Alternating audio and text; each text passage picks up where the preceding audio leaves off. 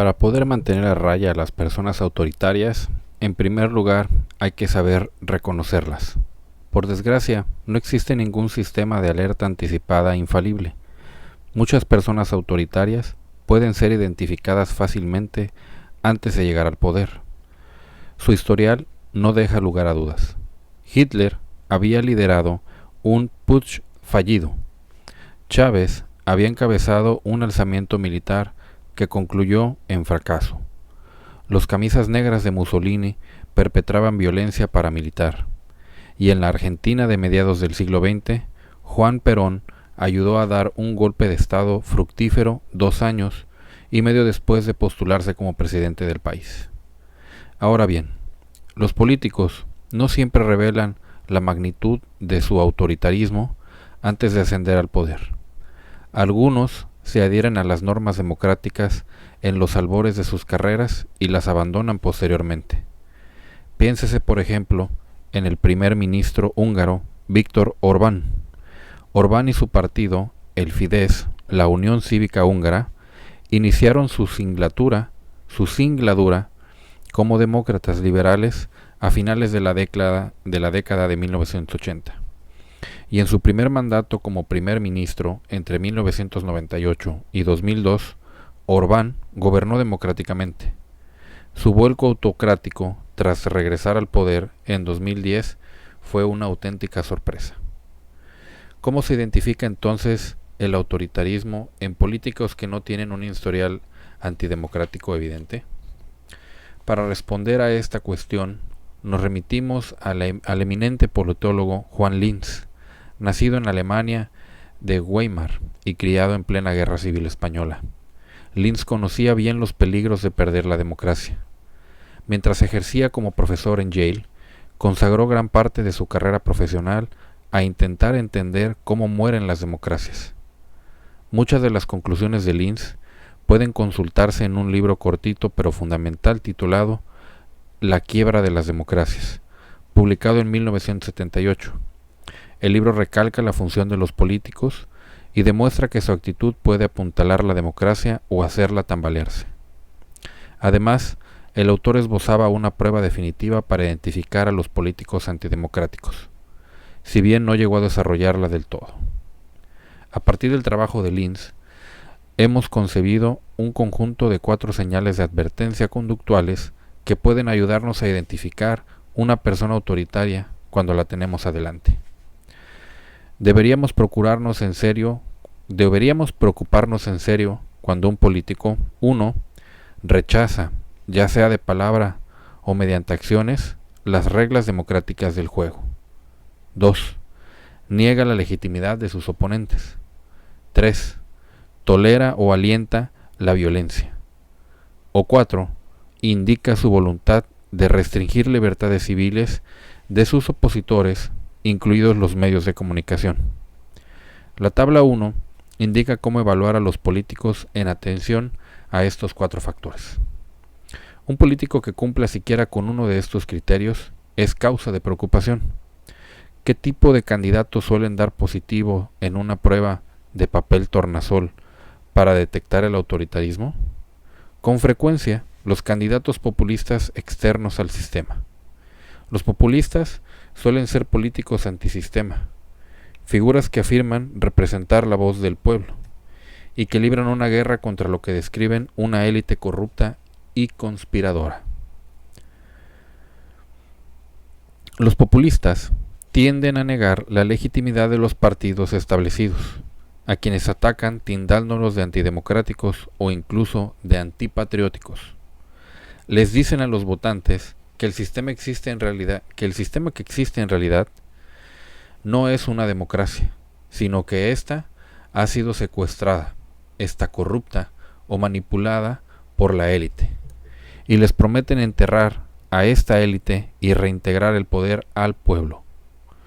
Este discurso debe tomarse en serio. Cuando líderes populistas ganan las elecciones, suelen asaltar las instituciones democráticas.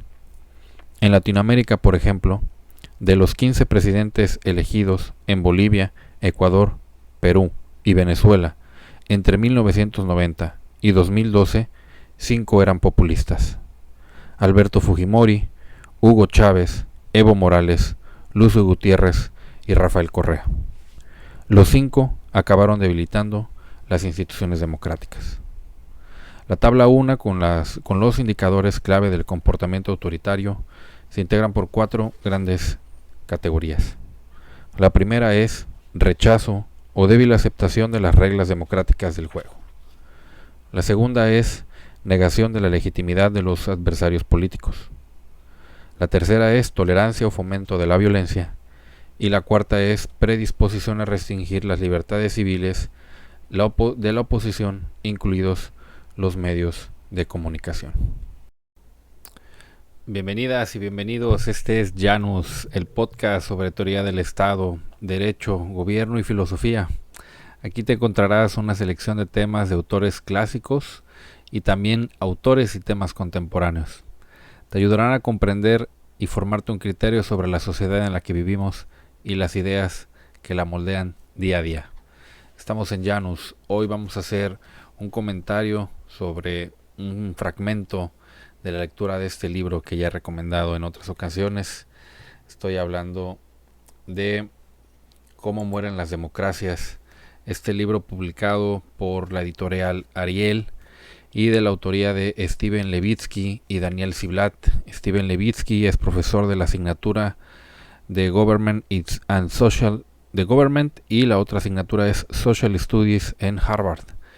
Y Daniel Ziblatt es profesor de la Universidad de Harvard, especialista en estudios sobre democracia y autoritarismo en Europa desde el siglo XIX hasta el presente. Ellos dos publican en el año 2018. El año 2018 es la primera edición impresa en España, en el año 2018, y la primera publicación en Estados Unidos, en Nueva York, debió ser en el mismo año, en 2018, pero meses antes. Entonces, esta obra, que es un bestseller del New York Times, sirvió como base para plantear los fundamentos teóricos de la crítica en contra de Donald Trump como una figura autoritaria, como una figura populista electa mediante voto popular. Es una característica de los nuevos autoritarios, de las nuevas figuras autoritarias del presente, electo por el voto popular, pero que no dejaba de llamar a esta base de la sociedad estadounidense, que es cierto, es una base racista, es una base blanca, es una base de personas que no se quieren adaptar a la nueva realidad social de los Estados Unidos y del mundo, que es una realidad en la que todos debemos darle espacio a la diversidad del color de piel, a la diversidad de las preferencias sexuales, a la diversidad del origen de las personas, el origen de carácter nacional, de la colonia. Es este nuevo discurso que está pugnando por la igualdad y sobre todo, más allá de la igualdad, la no discriminación. Entonces, todo eso que son valores democráticos identificados alrededor del mundo eran la base para los discursos con un contenido importante de emocionalidad que emitía Donald Trump durante su periodo de campaña, pues sirvieron de base para la sospecha de que era una persona autoritaria, y de ahí Steven Levitsky y Daniel Ziblatt escriben Cómo mueren las democracias. Hoy vamos a hablar de un fragmento específico de esta obra. Vamos a hablar sobre un comentario previo y el contenido de la tabla de indicadores clave del comportamiento autoritario. Bienvenidas y bienvenidos a este nuevo episodio de Janus. Bien, pues retomando esta lectura del libro Cómo mueren las democracias, vamos a identificar qué ideas es las que nos están transmitiendo estos dos brillantes autores de la obra. En el primer párrafo que leí antes, pues habla de Chávez, de Hitler, de Mussolini, de Juan Perón, estas figuras que ya desde sus periodos previos a aquellos en los que fueron electos presidentes o durante el tiempo que lograron sus periodos como primeros ministros, como presidentes, como mariscales, etcétera, pues ellos ya avisaban que tenían conductas antidemocráticas. No fue una sorpresa para la historia que personas con ese tipo de conductas, con esos comportamientos previos a llegar al poder, pues eventualmente se convirtieran en dictadores o en personas autoritarias, ¿no? Pero bueno, dice, no siempre es fácil identificar a una figura. En el siguiente párrafo es el hecho de que tú puedas advertir que alguien durante el periodo de campaña no parece una persona autoritaria, no quiere decir que con el tiempo no se pueda corromper y convertirse en una persona autoritaria, en un gobernante autoritario. Y ahí es donde pone el ejemplo de Víctor Orbán, alguien que primero fue, por supuesto, candidato y después primer ministro de Hungría. Y bueno, pues incluso fue electo, digamos, electo fue del 1998 al año 2002, o sea, un tiempo bastante bueno, pues 4 años.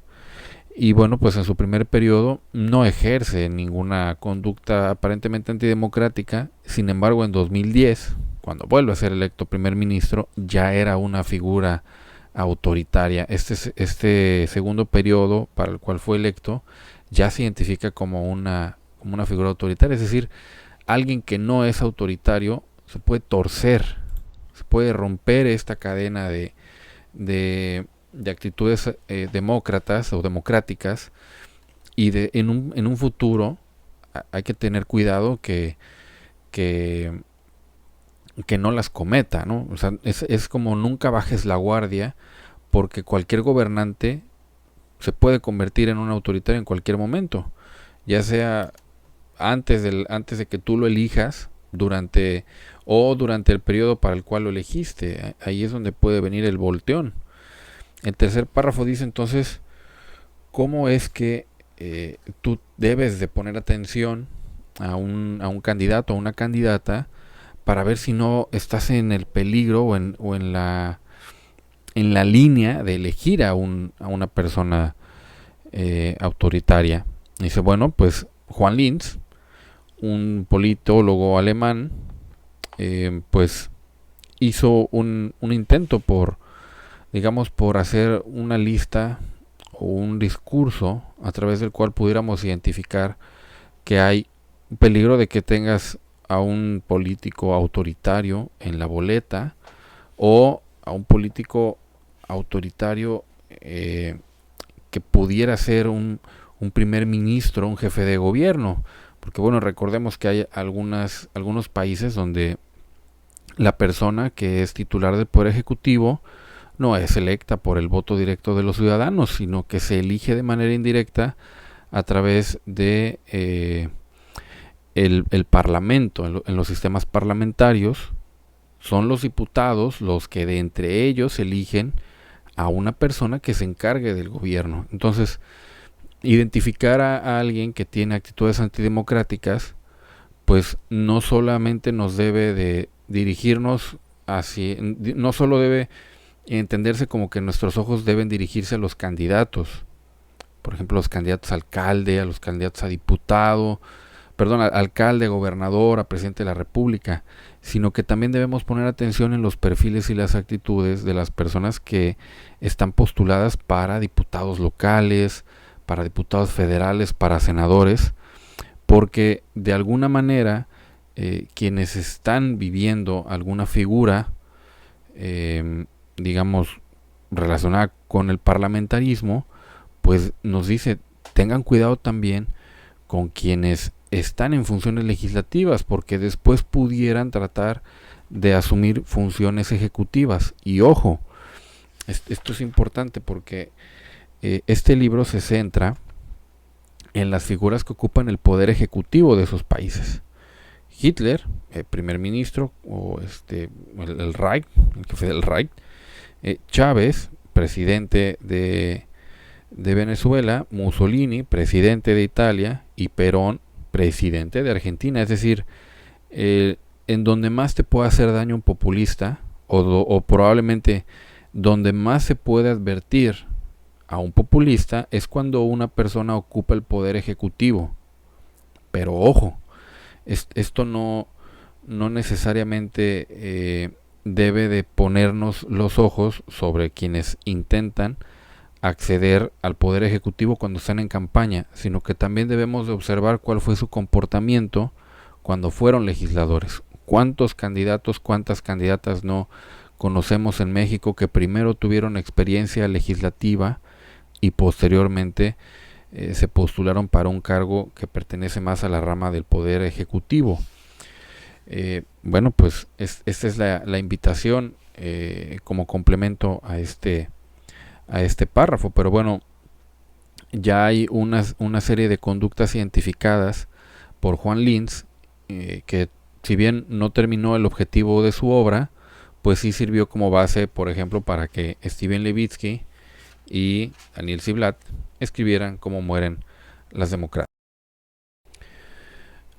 Siguiendo ahora sí con el trabajo o la aportación de los autores Levitsky y Ziblatt, en el siguiente párrafo hablan de que han construido una lista de 4 actitudes que deben de prender los focos rojos en los electores. Dice, bueno, cuando alguien vea que una de estas 4 actitudes están presentes en un político, bueno, pues deben estar prendidas las alarmas. Es algo con lo cual deberíamos de tener cuidado.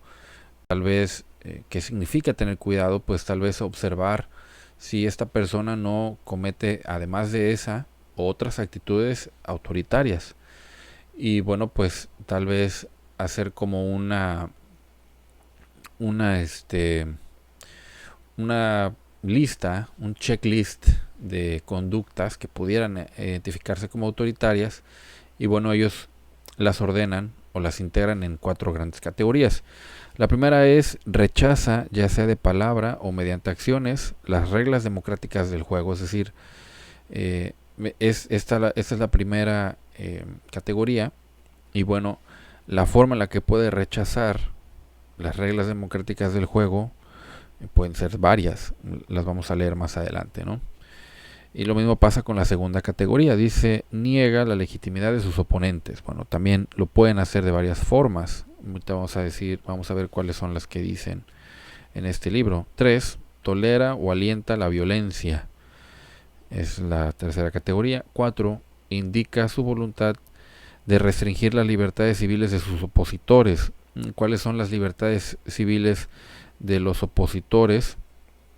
Dice aquí, incluidos los medios de comunicación. Bueno, pues la libertad de expresión, la libertad de tránsito, la libertad, no sé, de libre desarrollo de la personalidad. O sea, cualquier tipo de libertad que pudiera tener una persona, independientemente de la doctrina o de la ideología política que persiga, pues debe tenerlas reconocidas. Están reconocidas seguramente.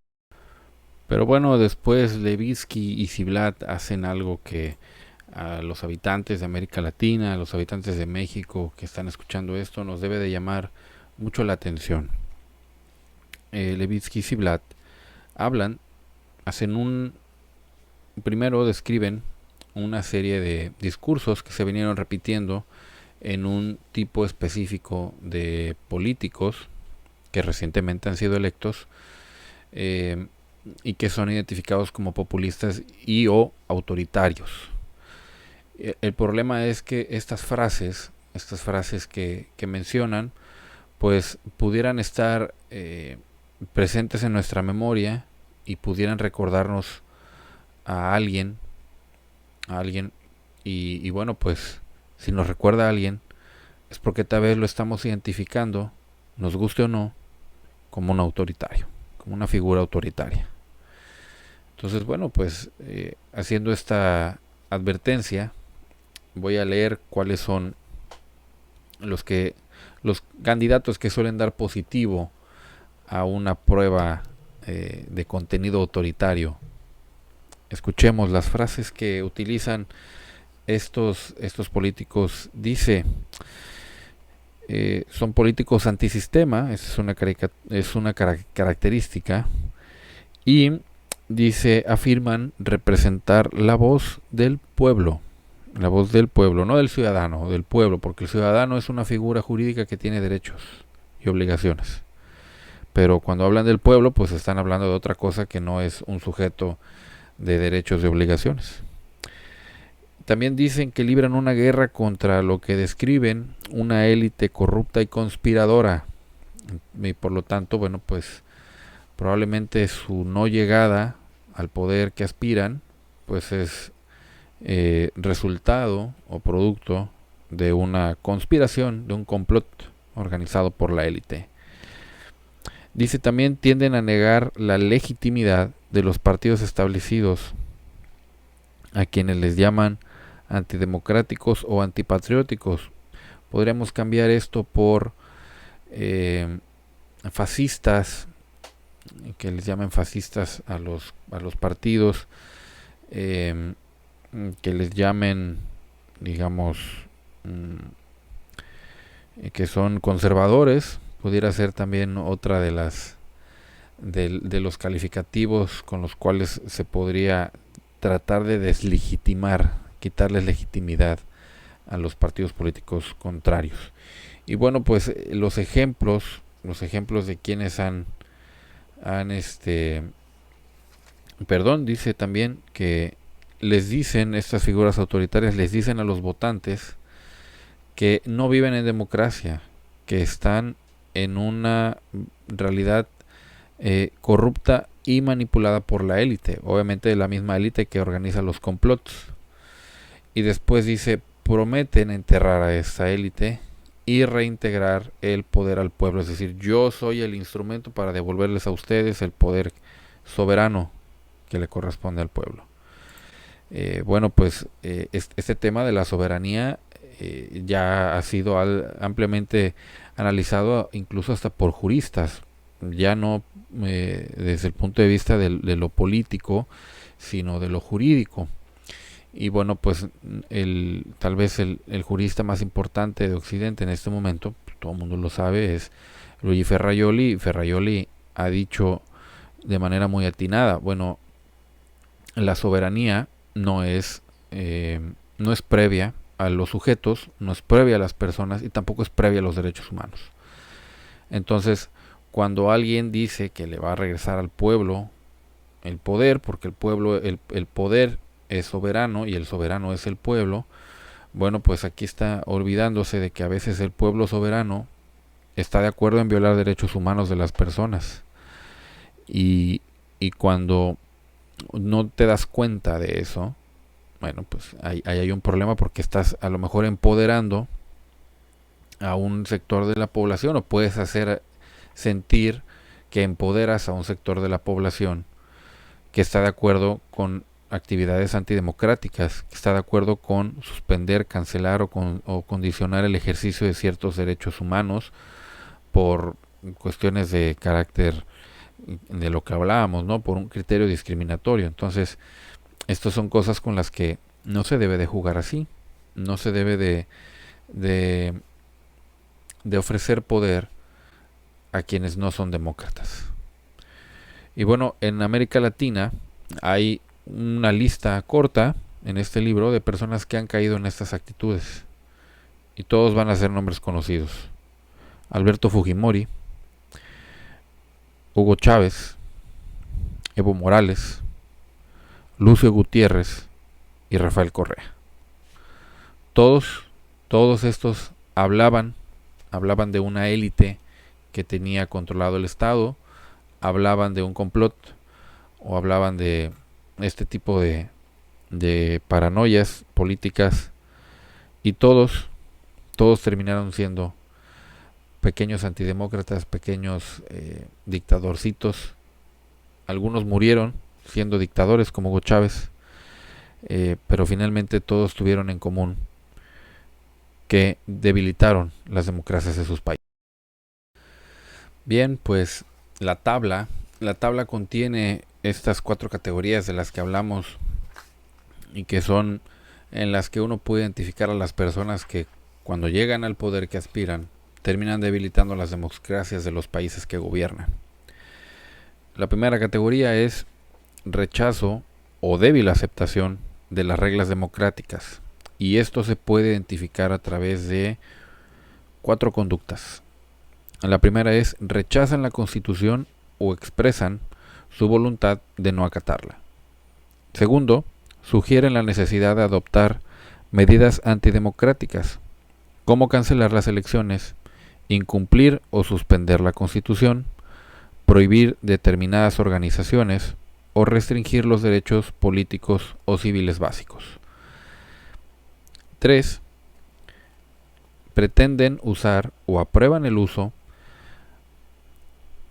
medidas extraconstitucionales para cambiar el gobierno. Ojo, pretenden usar o aprueban el uso de medidas extraconstitucionales para cambiar el gobierno, como golpes militares, insurrecciones violentas o manifestaciones masivas destinadas a forzar un cambio en el gobierno. Es decir, no lo hacen a través de las elecciones.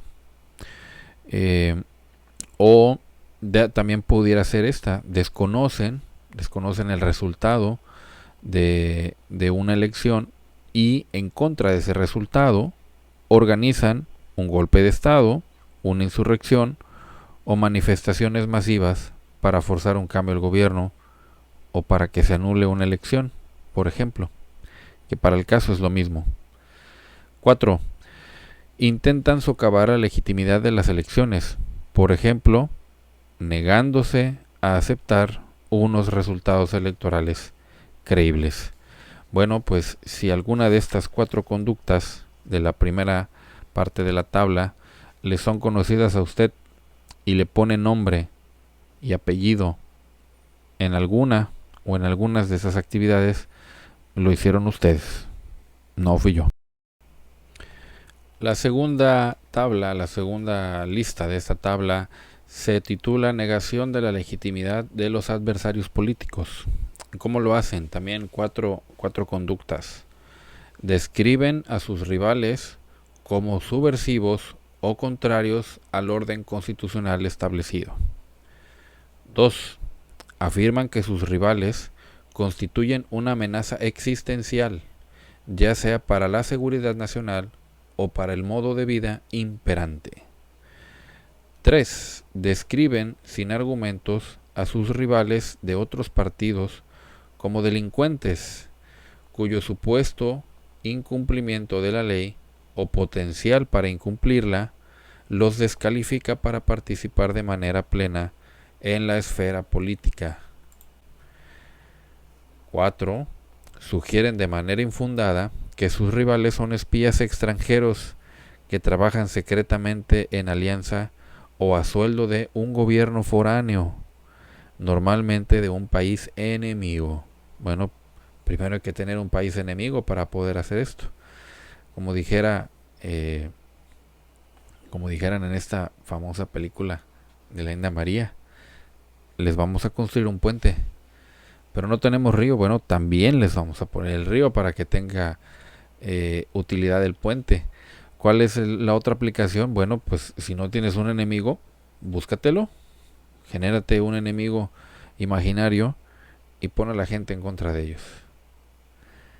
Y luego dices que tu adversario político trabaja para ellos. Interesante. Tercera categoría.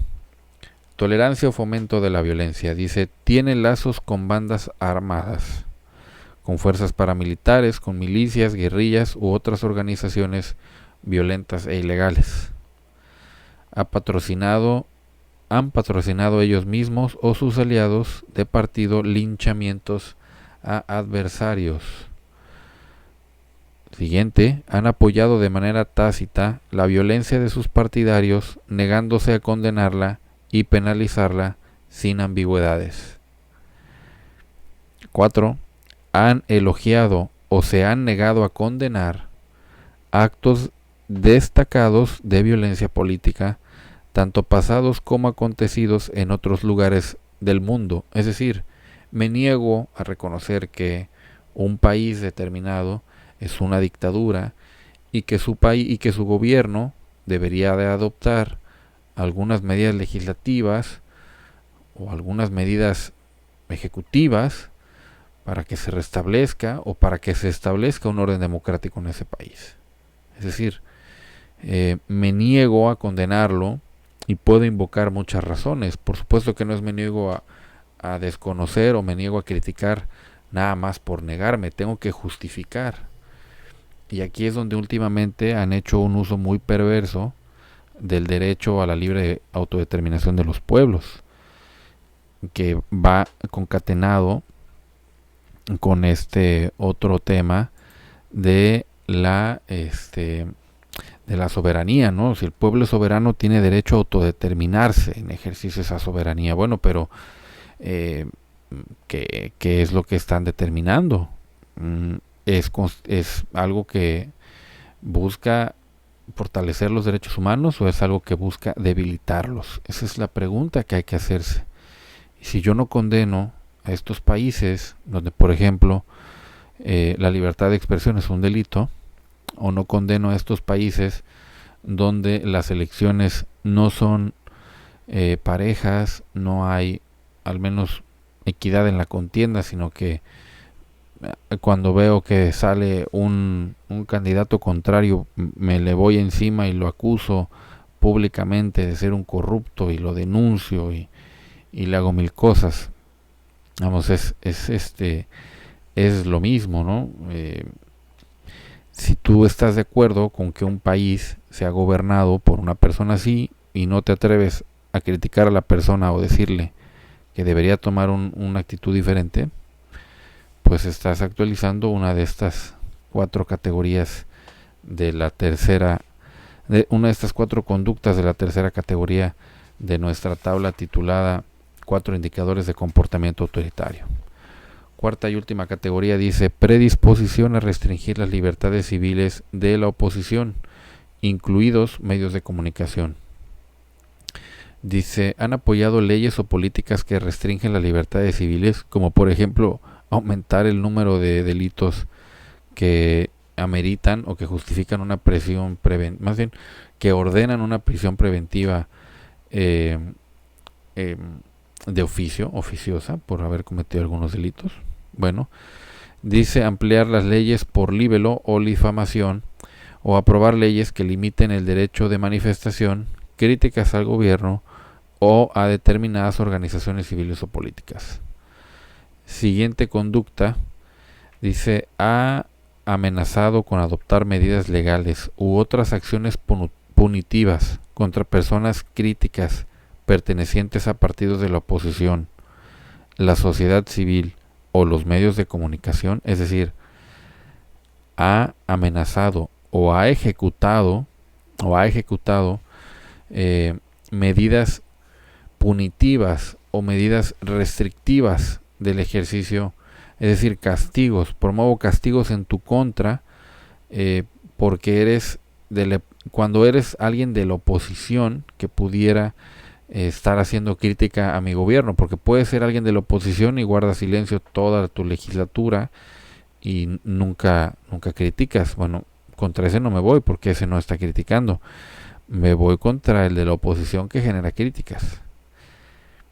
O es alguien de la sociedad civil, no está identificado, esta persona que me hace críticas no está identificado con un partido político, pero igual me critica también. Vamos a amenazarlo con un castigo, ¿no? ¿De qué carácter puede ser ese castigo? Pues hay medidas, hay sanciones administrativas o hay sanciones penales. Lo puedo amenazar con multarlo porque ha incumplido alguna norma de carácter administrativo, o lo puedo amenazar con meterlo a la cárcel porque ha cometido un delito. Y bueno, pues para que esta amenaza sea real, pues no nada más voy y lo amenazo en el micrófono, voy y le pongo una denuncia ante la Secretaría de la Función Pública para que lo investigue por responsabilidad administrativa. voy y le pongo una denuncia ante la Fiscalía del Estado o ante la Fiscalía General de la República que lo amenace con perder la libertad. Eso sí es una amenaza creíble. Esas son como parte de las cosas que hay que identificar en este libro, que están chidas, porque te dice amenaza con adoptar medidas. Bueno, la denuncia es una amenaza. Es una amenaza porque realmente te pone en el riesgo de que pierdas la libertad. La siguiente conducta de esta cuarta categoría dice: han elogiado medidas represivas adoptadas por otros gobiernos, ya sea en el pasado o en otros lugares del mundo. Es decir, pues sí, en tal lado hay hubo manifestaciones y sí, pues mandaron a la policía a que les echara pues gas lacrimógeno, ¿no? Pues ya ven que a la gente le hace falta limpieza en los ojos, y pues con el gas lacrimógeno, que precisamente lo que hace es generar lágrimas, por eso es lacrimógeno, pues se limpiaron. O sea, sí, pues se fueron un poco con los ojos irritados, pero se limpiaron, y además pues era necesario para restablecer el orden, porque pues no se vale que una minoría venga y y pues ponga de cabeza a un gobierno, ¿no? Yo creo que lo mejor es pues controlar las manifestaciones de este tipo para que no dañen también la propiedad de personas que ni que ni vela tienen en el entierro. Pues sí, pero resulta que hay una línea pues bastante clara entre un acto de control y un acto de represión. Pues aquí en México tenemos muchos ejemplos de los actos de represión en contra de las manifestaciones, desde la descalificación pública hasta pues ya garrotes contra piedras, o pistolas de goma contra piedras, o chorros de agua. Pues eso ya es una represión, ¿no? Pero bueno, pues estas son las conductas, las categorías y las conductas que Steven Levitsky y Daniel Ziblatt nos invitan a pensarlas, a analizarlas, a buscar si podemos anotar el nombre de uno de nuestros políticos o de una de nuestras políticas en estas categorías. Estaría bien pues hacer un análisis por figura partidista, por figura política actual, a ver cuántos de ellos, cuántas de ellas tienen ese tipo de actitudes, y pudiéramos decir, bueno, pues entonces hay que tener cuidado, hay que prender las alarmas, hay que pensarlo dos veces antes de elegir a esta persona como nuestro presidente, como nuestra presidenta, porque pudiera ser alguien autoritario. Así lo marca el registro, así lo marca la evidencia. Es una evidencia registrada, ha pasado antes, y al igual que aquí, pues a lo mejor se les criticó, se les dijo, oiga, pero usted hizo esto, y pues esto es antidemocrático, y esta persona lo defendió y dijo, pero pues era lo que había que hacer. Y pues cuando así el fin justifica los medios, o situaciones extremas ameritan medidas extremas, ¿no? Algo así pudieran decir para justificar sus decisiones. Con eso hay que tener cuidado. Hay que tenerles cuidado cuando todavía no son electos, pero hay que tenerles más cuidado cuando ya son funcionarios electos. Esto es Janus, el podcast sobre teoría del Estado, derecho, gobierno y filosofía. Aquí encontrarás una selección de temas y de autores clásicos, también de temas y de autores contemporáneos, que te van a ayudar a comprender y a formarte un criterio sobre la sociedad en la que vivimos y las ideas que la moldean día a día. Hasta la próxima.